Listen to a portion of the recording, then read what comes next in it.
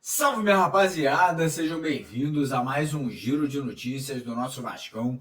Vídeo de hoje, como sempre, trazendo para você, vascaíno aí espalhado pelo Brasil inteiro, as últimas notícias, novidades e informações sobre tudo o que acontece no dia a dia do nosso Vascão. A gente vai trazer muitos detalhes, principalmente aí sobre mercado da bola, né? Sobre contratações, tudo que vem acontecendo aí nas últimas 24 e 48 horas, porque a gente teve realmente um grande número de movimentações aí, né, principalmente de jogadores que podem estar pintando no Vasco. Então, os nossos dois especialistas, né, o jornalista Carlos Berbit e o Matheus Gilbert vão estar falando com vocês, vão estar trazendo todos os detalhes das negociações. Eu vou dar uma pincelada, vou falar um pouquinho sobre isso também e vamos falar bastante também sobre o clássico desse final de semana, né? Porque domingo tem Vasco e Botafogo em São Januário, né? Valendo vaga nas semifinais do Campeonato Carioca, né? Lembrando que o Vasco, infelizmente, não depende dele mesmo, né? Se a gente ganhar bem, a gente ainda vai ter que torcer ali para que o Fluminense não vença com uma margem de gols maior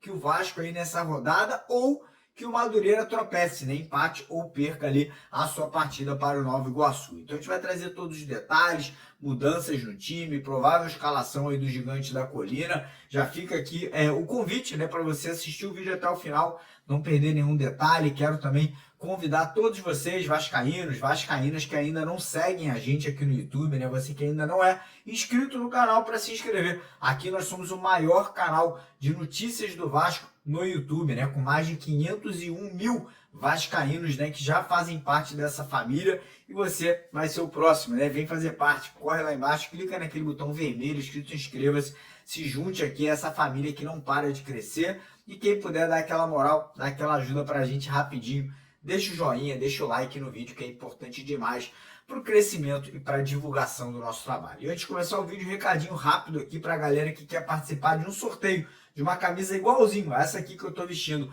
Para você participar de graça, não tem que pagar nada. A única coisa que você tem que fazer é se inscrever num canal que meu primo criou, um canal chamado Canto da Fé, principalmente para a galera que é religiosa, cristã, acredita na palavra de Jesus Cristo, de Deus aí. Vou deixar o link para vocês, é o primeiro link aqui na descrição do vídeo e no primeiro comentário fixado do vídeo de hoje. Clicou lá, se inscreveu, está participando. Assim que a gente bater 1000 inscritos, a galera que se inscreveu até os 1000 inscritos vai garantir aí a participação nesse sorteio que vai acontecer ao vivo aqui no nosso canal. Combinado? Quer participar? Corre lá e garanta aí para você não ficar fora dessa, beleza? Então bora começar o vídeo falando um pouquinho de Vasco e Botafogo, porque domingo, 6h30, né, Vasco e Botafogo se enfrentam, né, valendo vaga nas semifinais, né? Lembrando que do terceiro colocado, que é o Volta Redonda, até o... Desculpa, do terceiro colocado, que é o Fluminense, até o... Fluminense não, perdão, que é o Madureira, né, até o nono colocado, todos ainda têm chances de classificação para as semifinais, né? O próprio Botafogo, que o Vasco vai enfrentar, também tem chances, porém o Botafogo está com a atenção voltada para a final da Recopa Sul-Americana, né? Perdeu o primeiro jogo por Racing por 2-0 na Argentina, então a tendência é que o Botafogo venha com um time reserva para enfrentar o Vasco. Não estou falando que o time do reserva do Botafogo é fraco, é ruim, muito pelo contrário, tem ótimas peças, ótimos jogadores, inclusive muitos deles seriam titulares, né, nessa equipe do Vasco atual, mas vai, de certa forma, facilitar um pouquinho, né, a vida do Vasco, porque querendo ou não, o time titular do Botafogo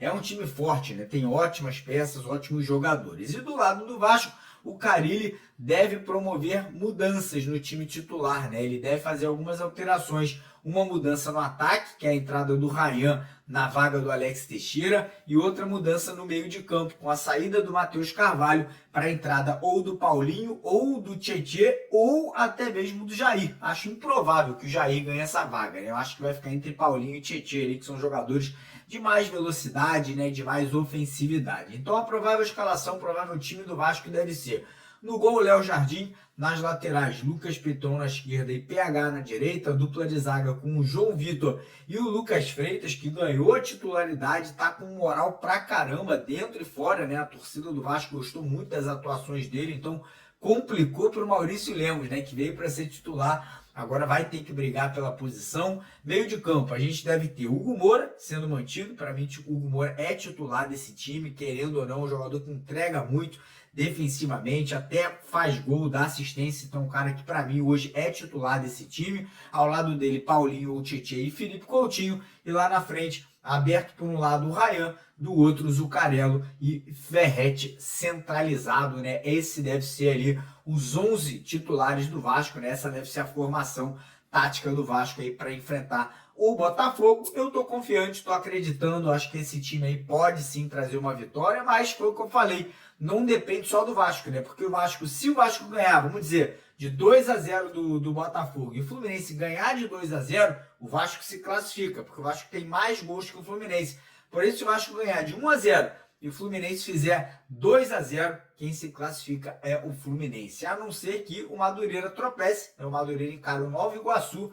Jogo difícil, jogo complicado. O Nova Iguaçu é um bom time também. Inclusive, deve ser o adversário do Vasco aí na segunda fase da Copa do Brasil. Então, vamos torcer para o Nova Iguaçu. Colocou água no chope do Madureira, né? E talvez Vasco e Fluminense passando, né? Seria uma semifinal de Campeonato Carioca ali interessante. Ou o Vasco pegaria o Flamengo ou Volta Redonda, dependendo ali da classificação aí nesse cenário, terminando aí a primeira fase da competição. Enfim, aguardar, esperar. Lembrar a galera que quiser apostar na vitória do Vasco nesse domingo, que a Estrela Bet está dando R$20 de graça para você fazer a sua primeira aposta por lá. E além disso, né, toda semana tem promoção, sorteio e você ainda ganha o dobro do valor no seu primeiro depósito. Se você depositar R$100, ganha 200. Depositou R$500, ganha R$1.000. Então não perca essa oportunidade. Corre lá no primeiro comentário fixado, tem o link da Estrela Bet para você se cadastrar e já participar dessa promoção. Beleza? Falar agora de mercado da bola, cara, porque as últimas 48 horas foram, cara, uma loucura e finalmente, tá? Finalmente, porque até então, né, a janela de transferência estava se encerrando, se aproximando ali, e o Vasco vinha muito lento, né? O Marcelo Santana, o próprio Pedrinho, que é o presidente, né? A gente estava criticando muito a lentidão. E aí, do nada, parece que eles, meu irmão, deram um estalar de dedo, pisaram no acelerador e agora estão, irmão, indo para tudo que é lado, né? Quantidade de jogador sendo especulado no Vasco é gigantesca. O Vasco já trouxe o Benjamin Garré, o Vasco já acertou o Nuno Moreira, o português, que chega hoje às 6 da manhã, agora aqui no aeroporto do Rio de Janeiro. A gente vai estar lá no aeroporto para trazer imagens para vocês no vídeo de hoje à tarde, né? O Vasco também se acertou ali, parece que com o atacante Palácios do Atlético Mineiro. Parece que Atlético Mineiro e Vasco já acertaram tudo e o próprio jogador também aceitou a proposta vascaína de empréstimo até o final do ano, com a opção de compra, né, com valor estipulado. A gente não sabe ainda exatamente o valor, a gente está correndo atrás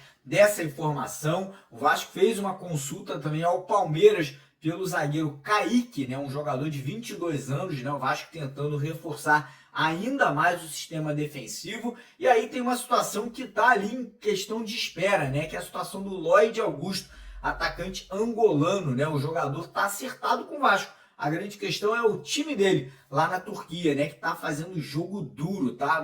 O time não quer liberar o jogador, parece que a situação lá ficou um pouco complicada depois dos depoimentos, das falas do Lloyd Augusto, falando que queria sair de qualquer jeito, não pegou bem por lá. Então quem vai se aprofundar nessa negociação já aqui é o Carlos Berbit e o Matheus Gilbert. Porém, eu tenho um detalhe, tá? O Vasco já tem um segundo plano, um plano B, caso o Lloyd Augusto não seja contratado. Na verdade, o Vasco tem dois planos B. Um é o atacante Edwin Cetré, colombiano, que joga lá na Argentina, no Estudiantes de La Plata, né? Um jogador de 27 anos, muito veloz, né? O Vasco já abriu conversas com o jogador, que hoje é tratado ali como uma segunda opção, caso o Lloyd não venha a ser contratado. E tem também o atacante Fabinho, do América Mineiro, que o Vasco também trata ali, né, como uma possível contratação. Lembrando que a janela de transferências, ela se encerra agora no dia 28 de fevereiro, somente para a chegada de jogadores de fora do Brasil. Jogadores brasileiros que atuam no Brasil podem ainda estar sendo negociados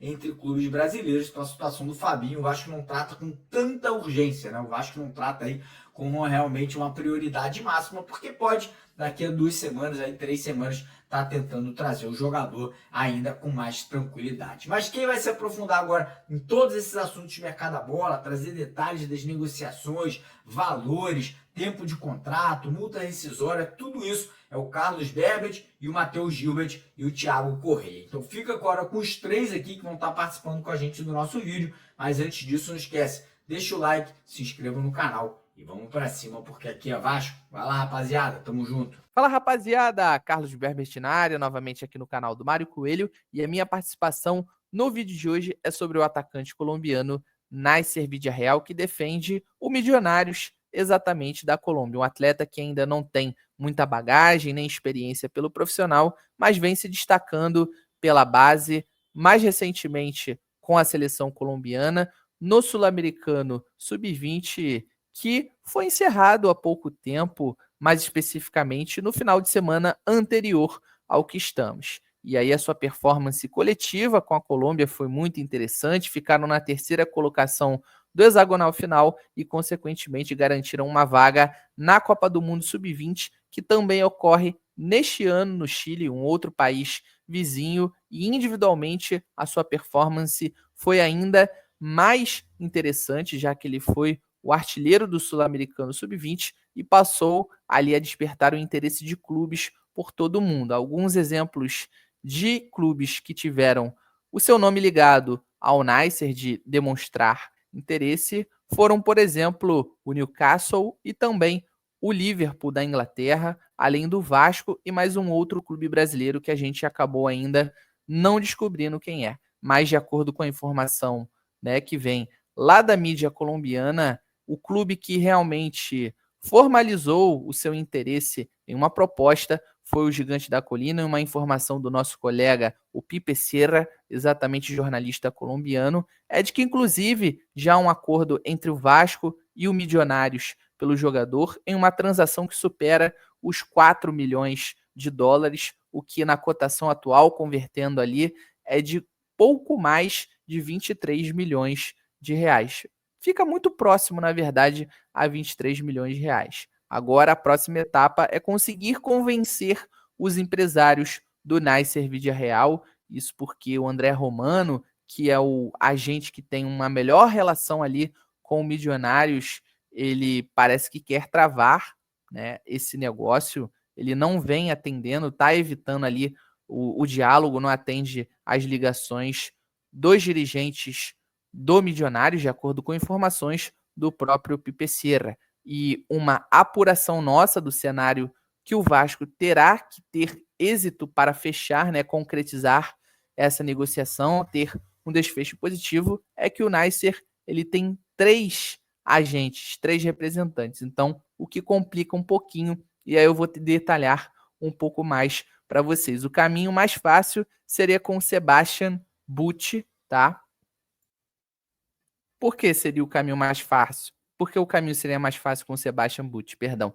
Isso porque ele tem conexão com a FIFA. O problema é que o relacionamento dele com o Millonarios não é tão bom. E, assim, o relacionamento dele, a relação com o André Roman, né, que eu já citei anteriormente, que tem uma melhor relação com o Millonarios, atualmente não é tão boa. Eles tiveram ali alguns desentendimentos e tem um pouco de rusgas nesse atual relacionamento entre esses dois empresários do Nacer.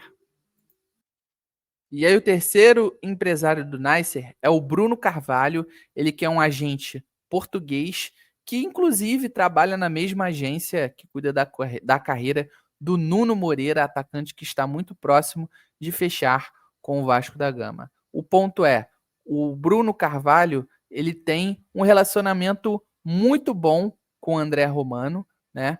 E o desejo do Bruno é levar o Nacer diretamente para a Europa, não vindo aqui para o Brasil. Então, o Vasco tem que ter êxito, sucesso nesse processo de convencimento ali, de persuasão aos três para eles chegarem a um consenso, obviamente, entenderem que a melhor saída, né, seja ali uma boa alternativa à vinda do Nacer para o Vasco da Gama. Isso porque, de acordo com informações do nosso colega Pipe Sierra, realmente há um acordo entre o Cruz Maltino e o Milionários da Colômbia. Então é isso, rapaziada. Espero que tenha ficado bem didático, explicativo para vocês aí essa situação que é um pouco complexa, né? Agora, por que o Neisser tem 3 empresários é um pouco inusitado, né? Tem realmente jogadores que a gente diz que são fatiados ali, realmente parecem um gráfico de pizza. Mas enfim, o problema de você ter muita gente envolvida, né? Esse conflito de interesses, cada um quer uma coisa. O Sebastian Butt seria a melhor saída novamente pela conexão que ele tem com a FIFA, mas ele não tem bom relacionamento nem com Milionários, nem com o André Romano, que é o cara que tem bom relacionamento exatamente ali com o clube colombiano, mas de acordo com informações do nosso colega Pipe Sierra, o Romano ele está evitando conversar, né, diálogo com os próprios dirigentes do Milionários, não atende às ligações, inclusive caso essa tratativa, né, essas tratativas, elas se concretizassem, seria a maior venda da história do Milionários. E aí tem um terceiro elemento, o Bruno Carvalho, né, que é um agente português, conhecido mundialmente, aí como eu citei, ele também cuida da carreira do Nuno, entre aspas, Nuno Moreira, que está muito próximo de fechar com o Vasco da Gama. Na verdade, é da mesma agência, né, do Bruno, o Nuno, mas o Bruno, no caso, ele é o principal agente ali dessa empresa que cuida da carreira de jogadores. E falando um pouco mais sobre o Nuno Moreira, ele desembarca no Rio de Janeiro neste sábado para então passar por exames médicos e, caso ele seja aprovado, assinar contrato de 3 anos com o Gigante da Colina. Beleza? Então, qualquer novidade, nós vamos trazer aqui nos vídeos para vocês. Então, fiquem ligados, ativem o sininho, não esqueçam, que é muito importante. Deixem o like e, claro, se inscrevam no canal. E aí, queria saber sobre vocês, né? A opinião de vocês, na verdade, o que vocês acham sobre o Neisser Vidia Real. Gostam do nome? Não aprovam muito? Acompanharam ali no Sul-Americano Sub-20? Tiveram uma boa análise ali, uma boa conclusão sobre o jogador? Então é isso, rapaziada. Até a próxima e tamo junto.